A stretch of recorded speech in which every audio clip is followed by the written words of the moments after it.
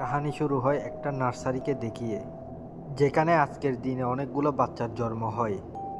এখানে আমাদের এলেনা ও এমা নামের দুইজন বোনকে দেখানো হয়। এমার একটা মেয়ে জন্ম হয়, সে অনেক খুশি ছিল। এখানে আমাদের ভিক্টর ও মেরিনা নামের দুজন দম্পতিকে দেখানো হয়। এদের একটা ছেলে সন্তান হয়, এই কারণে তারা অনেক খুশি ছিল। আমি আপনাদের জানিয়ে দিই, ভিক্টর একজন পুলিশ অফিসার। যখন অফিস থেকে তার মোবাইলে কল আসে, সে তার বউ বাচ্চাকে রেখে সে অফিসে চলে যায়। ভিক্টর যাওয়ার পরে সেখানে আরেকজন নার্স আসে। এর আগে যে নার্স ছিল তার ডিউটি শেষ হয়ে যায়, সে কারণে অন্য নার্স আসে এবং তার ডিউটি শুরু হয়। যখন বাচ্চাকে রেখে সবাই বাইরে চলে যায়, তখন নার্স তার ব্যাগ থেকে একটা চাকু বের করে বাচ্চাদের মারতে থাকে। সবাই দেখে অবাক হয়ে যায় এবং দরজাতে বাড়ি দিতে থাকে। কোনো রকমভাবে তারা দরজা ভেঙে যখন সেখানে ঢুকে, তখন কেয়ারটেকার নিজের গলা নিজে কেটে ফেলে আর সেখানে নিজের জীবন নিজে নিয়ে নেয়। ভিক্টর যখন অফিসে কাজ করছিল, তখন সে জানতে পারে এই ঘটনার ব্যাপারে। সে জানার পরে কাজকর্ম ফেলে সে হসপিটালের উদ্দেশ্যে রওনা হয়।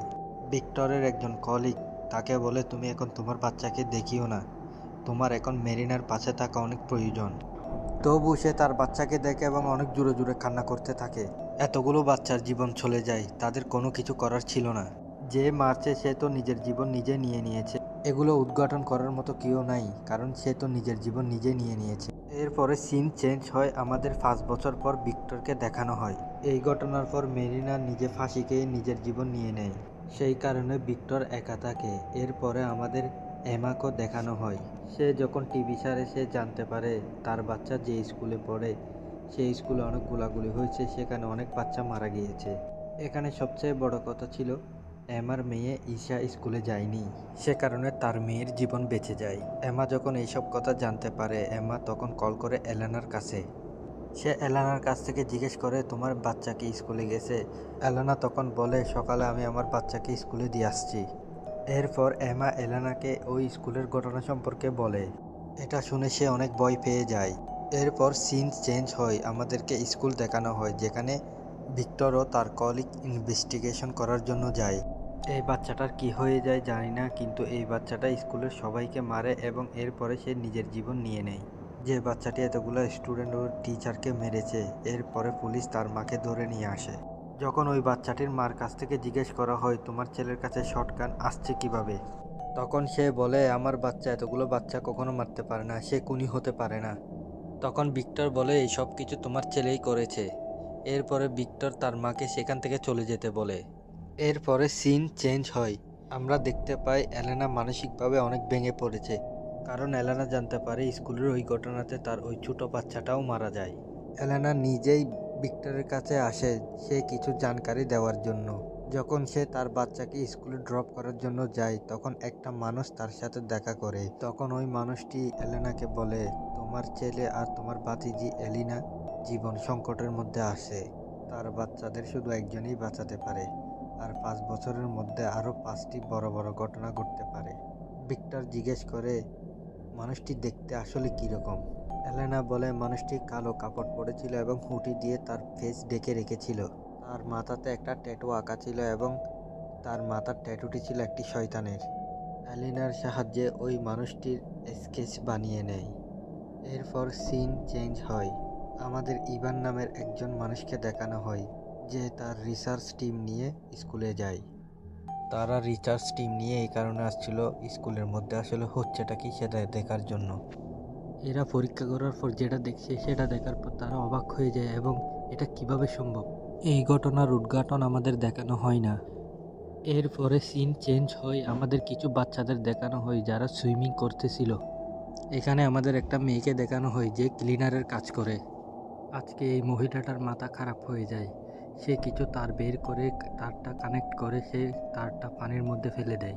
সে যখন তারটা পানির মধ্যে ফেলে, তখন ওইখানে থাকা সবাই অনেক ভয় পেয়ে যায় এবং যখন তাদের কোচ জানতে পারে, তখন ওই মহিলাকে বাধা দেওয়ার জন্য তাদের কোচ ছুটে যায়, কিন্তু ওই মহিলাটি ওই কোচকে পানির মধ্যে শট দিয়ে ফেলে দেয়। ওইখানে থাকা বাচ্চাগুলোর পরিবার অনেক টেনশনের মধ্যে চলে আসে। ওই মহিলাটি তার নিয়ে সুইমিং পুলের সামনে আসে এবং জাম্প করে।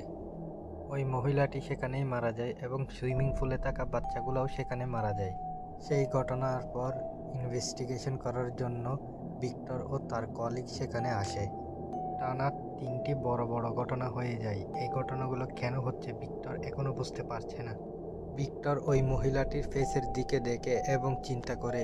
তখনই ভিক্টরের সাথে দেখা করার জন্য ইভান আসে। সে রিসার্চ টিম থেকে আসে। সে বলে রিসার্চ করে আমরা জানতে পারি স্কুলের ঘটনা ও এখানের ঘটনা, এই দুই ঘটনার পিছনে একজনই মাস্টার মাইন্ড আছে। এগুলো শোনার পরও ভিক্টর কোনোভাবে বিশ্বাস করতে পারছে না এগুলো কিভাবে সম্ভব। তখনই দিমাত্রিও সেই মানুষটির স্কেচ নিয়ে আসে। এই স্কেচ এলেনের সাহায্যে তৈরি করেছিল। এই স্কেচ যখন ইভান দেখে তখন সে বলে তার নাম বিসিলিও। তুমি সে রোমে থাকতো, সেখানে সে কালো জাদু করত।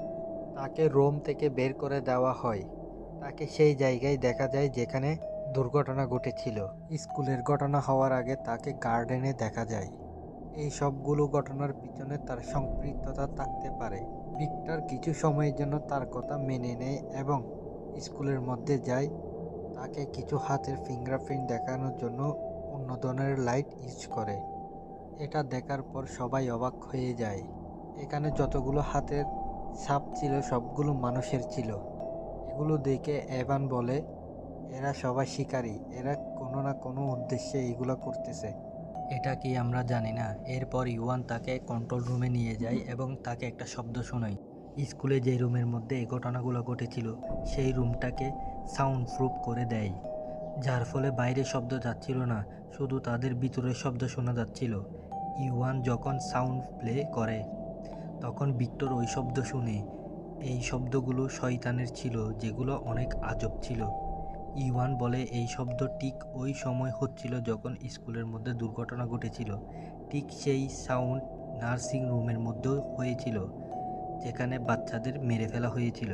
এই সব কিছু দেখার পর ইওয়ানের সাফ সাফ কথা ছিল এই সব কিছুর পিছনে শয়তান আছে। কিন্তু এ কি চাই আমরা এখনো জানি না। এখানে সমস্যা একটাই, ভিক্টর শয়তানকে মানে না। সে কারণে ভিক্টর বলে এগুলো মন গড়া কথা। তখন দিমিত্রি বলে আমরা ওই ছেলের কাছে গিয়ে দেখি যে শয়তানের সম্পর্কে খোঁজখবর রাখে। দিমিত্রির সাথে এমন একটা ছেলের সাথে সম্পর্ক আছে যে কার্ডের সাহায্যে শয়তানের সাথে যোগাযোগ করে। সে অনেকগুলো ঘটনা ঘটায়। সবগুলো ফাইল নিয়ে ভিক্টর আসে। ভিক্টর বলে তুমি আমাকে হেল্প করো, আমি তোমার সব ফাইলগুলো বন্ধ করে দিব। এরপরে ইওয়ান বিসলিওর স্কেচ ওই ছেলেকে দেখায়। স্কেচ দেখে বলে আমি এইসব সমস্যার মধ্যে পড়তে চাই না।